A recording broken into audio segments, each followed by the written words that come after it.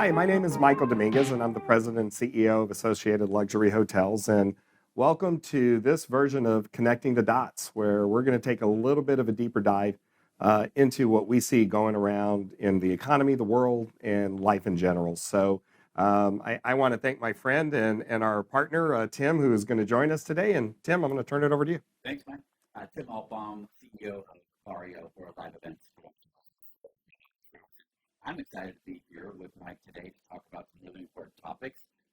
So why don't we just jump right in? Now we're focusing right now mostly on domestic, but there are other countries right now that are having recession or having some downturns financially. And you can also touch on maybe that's some of this geopolitical risk we have going on as well. I mean, shipping routes are really in a tough spot. China, a lot of things going negatively for them financially. Also, expound upon either of those. Yeah, it's the number one issue in a latest McKinsey survey of CEOs. Their number one issue of CEOs, or number one concern, is the geopolitical situations around the world. And I think that's important because just 6 months ago, it was still recession, it was still cost, it was still, labor. Those have fallen well behind. And there's enough craziness going on around the world. And let's take the two wars and put them on the side because that is a human tragedy in addition to a political tragedy. But we have to put that over to the side when we talk about what's coming up, because at least we know that's in play. What we don't know is in play, and what it all means is what's happening in the canal. And we talked about the attacks of terrorists that are actually hitting these canals in shipping lanes that's making shipping companies go around Africa. The transit times. It's added 9 days, and more importantly, it's adding a lot of costs. The reason that concerns me and the reason it's a high risk is just when we've got supply chains getting back in line, just when inflation is coming back in line, this is a real headwind. One of the things that I don't think we're talking enough about is that is being driven by terrorism. The terrorist attack in Russia just a few days ago, we're not talking about how terrorism is raising its ugly head once again. And we forget, even with what is going on in the Middle East, it started with a terrorist attack. And there's a lot of terrorism that is upticking. And one of the risks and the concerns, what does that mean for other parts of the free world? For them to attack Russia the way they did in such a public manner, it's ISIS once again, who we haven't talked about in some time. Yeah, and all of a sudden we're talking about ISIS again, and ISIS is telling you the entire free world is a threat to them, and that's how they see it. I think that's a real danger because we are not talking right now. The moment something like that happens in the U.S., it's safety and security we're talking about in our industry all over again, when that was a number one topic, and it's not a number one topic right now.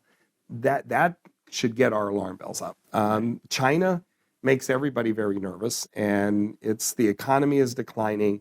They are becoming more aggressive on the world stage. And I think what is really interesting is that, they just had their basic State of the Union, where the People's Republic of China, they all meet, and it's basically talking about their country. For 40 years, they have had a statement that they are pushing for a peaceful reunion with Taiwan. They removed the word peaceful this year. And that should tell everybody that it doesn't mean it's happening tomorrow. It does mean their intentions are getting more aggressive. The biggest concern around Taiwan is that they've moved ships into the oceans already around Taiwan. We have military ships around Taiwan. It's getting a little bit hairy in that part of the world. And I just read a report, and it's really interesting, is that we have Green Berets right now on the ground in Taiwan running through military drills. My dad was in, Air Force intelligence for 42 years, and he was also in the Air National Guard for 25 years. When they did field training every 2 weeks in the summer, his last 3 field trainings were in the Turkish desert, and that was 5 years before the Persian Gulf War. And we tend to know where the hot spots are, and we start to train for those hot spots. The fact that we have troops in Taiwan, naval ships around Taiwan, is telling us this is getting to be a little bit hairy. What that all means, I don't know when or where, and I am hopeful that it doesn't turn into a major conflict. I hope it becomes a trade conflict And I could see that happening, that you're surrounding it to restrict trade. And that's how you're going to get some type of negotiation done. Turning that back to the financial side, talking about what happens, because China is a little bit of a financial decline, and we know that the U.S. and other countries rely heavily on imports from China and their goods and manufacturing.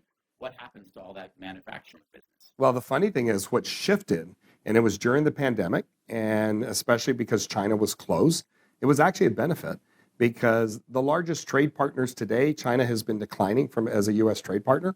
The largest benefactors, Mexico and Canada. Mexico and Canada and NAFTA is literally the benefactors right now. We're also seeing more trade with Europe, and you're looking at other trade alliances that are now starting to be impacted.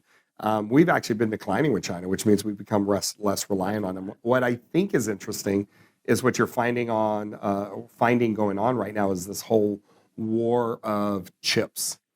And okay, I don't want China just said they are no longer going to have certain U.S. chips in any of the military phones and or computers. We've done the same thing on our side. Let's not even get into the tic-tac conversation. That is a lot of friction that is going on there. Now, the interesting part for China, they've had a decline in foreign investment for the first time ever in their history. Now, the benefactors of that, India, and then also Indonesia. And what I was reading a great article in the Financial Times was talking about Indonesia has become the safe space for people to have a side bet. And what that means is, in case things go awry here in China, Hedge my money over here. I'm investing in other manufacturing opportunities in Indonesia, in other parts, so that I can still get my supplies. So I think it's going to be an interesting next couple of years. That is the only reason I think this election really matters, is because once this election gets settled, we have to get focused on international, not just domestic issues, because there's a lot going on around the world.